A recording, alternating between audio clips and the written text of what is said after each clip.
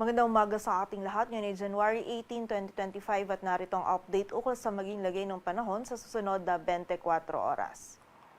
Patuloy pa rin umiiral ang shear line dito sa silangang bahagi ng Central at Southern Luzon kung saan ngayong araw ay magdadala pa rin ito ng mga pag-ulan dito sa silangang bahagi ng Luzon. Samantala, bagamat bahagyang humina na ang northeast monsoon o amihan, ay meron pa rin itong epekto dito sa bahagi ng Northern Luzon maging sa nalalabing bahagi pa ng Central Luzon. At sa kasalukuyan ay wala tayong minomonitor na LPA or bagyo na maaari makaapekto dito sa ating bansa.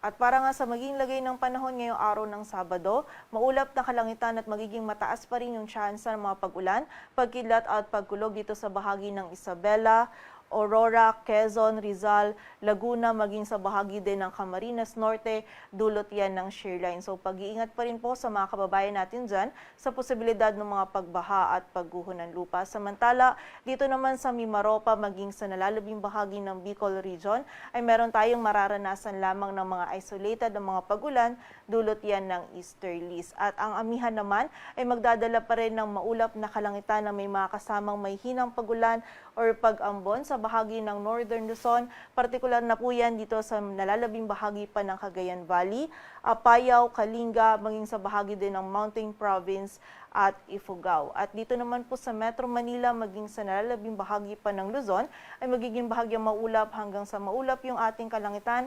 Meron tayong mararanasan lamang ng mga may hinang pag-ulan or pag-ambon na dulot ng amihan.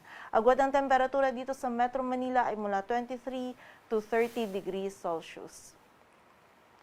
At para naman sa bahagi ng Visayas at Mindanao ngayong araw, ang buong bahagi ng Visayas at Mindanao ay makakaranas din ng bahagyang maulap hanggang sa maulap na kalangitan. Meron tayong posibilidad lamang ng mga isolated o yung mga biglaang pag-ulan, pagkilat at pagkulog na dulot ng easterlies. At posible pa rin po maging moderate to heavy yung mga pag-ulan nito, so pag-iingat pa rin sa posibilidad ng mga pagbaha at pagguho ng lupa.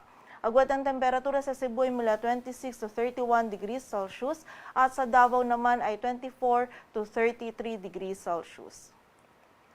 At para naman sa lagay ng dagat baybayin ng ating bansa, wala tayong nakataas na gale warning, ngunit iba yung pag-iingat pa rin para sa mga kababayan natin maglalayag dito sa mga dagat baybayin ng Northern Luzon, maging sa silangang dagat baybayin ng Central at Southern Luzon dahil magiging katamtaman hanggang sa maalon pa rin po yung lagay ng ating karagatan. Dito sa Metro Manila, ang araw ay sisikat mamayang 6:25 ng umaga at lulubog mamayang 5:48 ng hapon. Patuloy tayong magantabay sa updates na ipapalabas ng Pag-asa at para sa mas kompletong impormasyon, bisitahin ang aming website pag-asa.dost.gov.ph. At yan po muna ang latest dito sa Weather Forecasting Center ng Pag-asa. Grace Castañeda, magandang umaga po.